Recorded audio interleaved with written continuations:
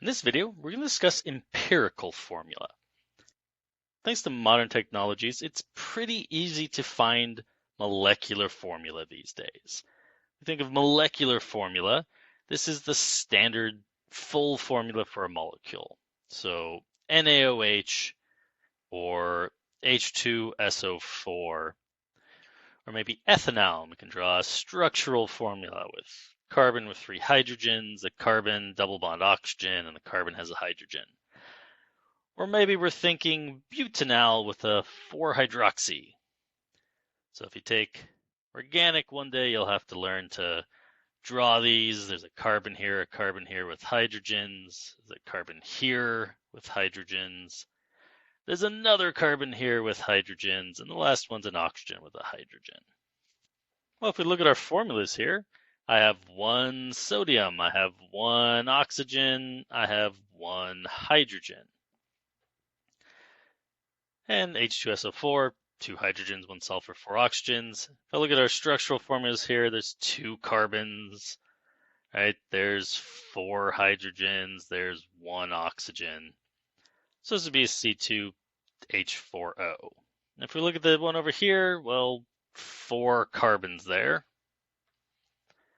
So there'd be 4 carbons. There's 2, 4, 6, a 7th, and an 8th hydrogen.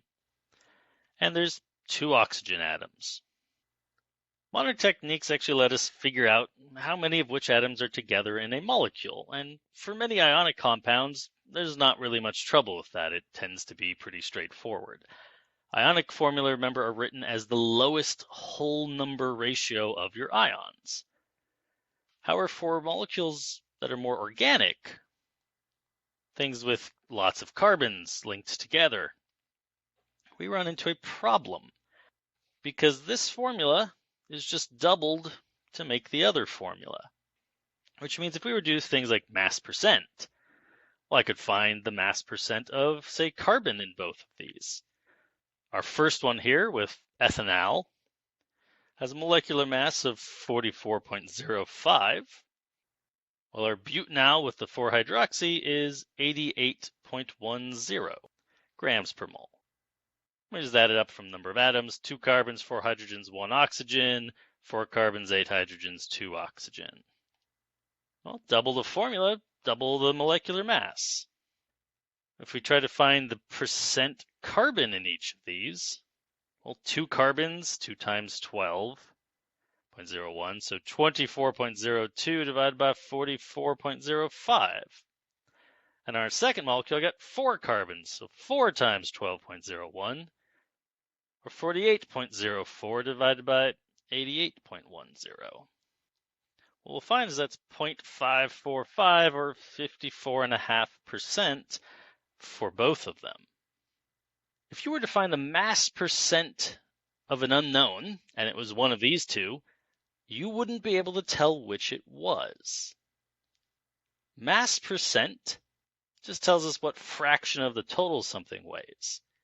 Well, carbon is the same fraction for both of these, because there's twice as many carbons for twice as many every other atom, so its ratio of weight of carbon versus total is the same. The molecular formula, which is the whole formula, exactly how many of each atom is present, is quite different.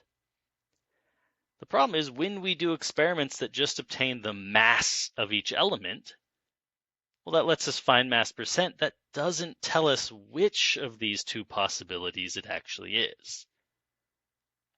So in our previous videos where we've solved a percentage by mass of one element to figure out the unknown, we would not be able to distinguish these two.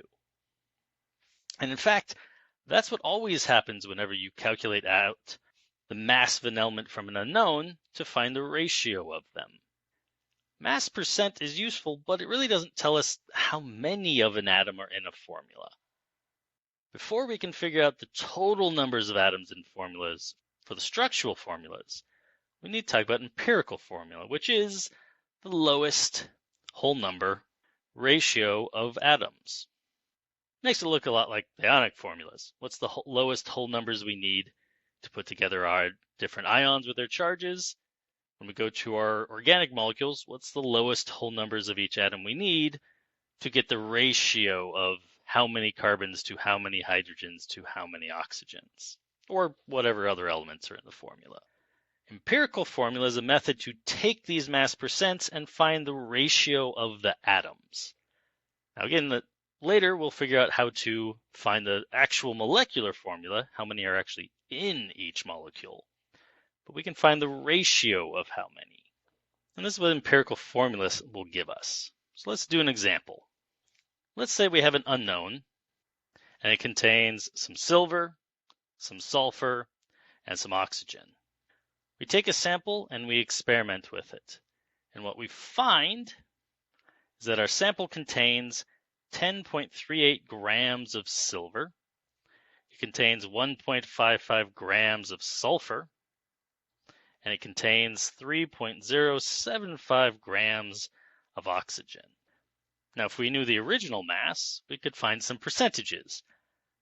We'll do an example where we use the percentage to find this in the next video. In this case, we can actually just use the grams. So we have a sample that contained this much silver for this much sulfur for this much oxygen. If I'd use twice as much sample, I'd get twice as much of each of these. That is, in whatever sample I gave, there was this much of each element. Well, I can figure out how many moles that actually is. How much silver do I actually have right now? I just turn that weight of silver into moles of silver and get out of grams of silver into mole of silver. Well, it's 107.9 grams per mole. I can do this for sulfur. Hey, it's 32.06 grams of sulfur for 1 mole of sulfur. I can do it for oxygen. It's 16.00 grams of oxygen for 1 mole of oxygen. Instead of comparing masses and saying, hey, for every 1.5 grams of sulfur, I'll have 10.4 grams of silver. Turn it into moles. Our molecular formula are written by moles, and our empirical formulas are as well. They're the ratio of moles. So let's get out a weight and turn these into number. How many silvers, how many sulfurs, how many oxygen? What we'll find is that's 0.096 mole of silver in this sample. My sulfur was 0.048 mole of sulfur. And my oxygen was 0.192 mole of oxygen. Now, if I'd used twice as much sample, I'd have twice as much of these. If I used 10 times more sample, I'd have 10 times as much. This is just the amount in moles for whatever size I actually did use. But that is, there's still a common ratio. Double the amount, you double each of these. The ratio of them must still be the same. So what I know is I have some silver, I have some sulfur, I have some oxygen. There's 0.096 mole of silver for every 0.048 mole of sulfur for every 0.192 mole of oxygen. Now this is true. This is a ratio of those elements. I could leave it like that. We don't write molecular formula or empirical formula in anything other than whole numbers. You can't have part of an atom. And even though we're usually talking about moles of stuff, in theory, you could always break off a single, back to like sodium hydroxide. Even though there's lots of sodium hydroxides together to make up a big piece of solid, you could, in theory, break off one of them. So we like to have whole numbers so that we could separate out a single unit. You can't break an atom apart, so we can't leave them as these fractions. Well, how do we fix that? Divide by the smallest number of moles. I look at all three and I say, which of these is the smallest? If I divide it by itself, I'll get 1. When I divide the other numbers by that, I'll get something more than 1, some multiple of the smallest number. So if I divide all of these by 0.048, my sulfur will become 1. My silver, 0.09 divided by 0.048 becomes 2. And my oxygen becomes 4. I end up with an Ag2SO4 formula ratio. Now, we've seen this before, silver sulfate back in our mass percent section, and it may be that your ratio happens to be equal to your molecular formula. But all we've technically found here is how many silvers for how many sulfurs for how many oxygens. It could be double or triple this, as we saw back up here with our formula for the carbon-containing compounds. Each of these would yield a ratio of 2 carbons, 4 hydrogens, and 1 oxygen. Because C4H8O2, just divide that by 2, you'll get the same ratio. The method we just used of taking the actual weights of each compound, finding the moles, and then figuring out what the ratio of those moles to each other is, gives us the empirical formula. It just says how many at their lowest ratio must you have of each element.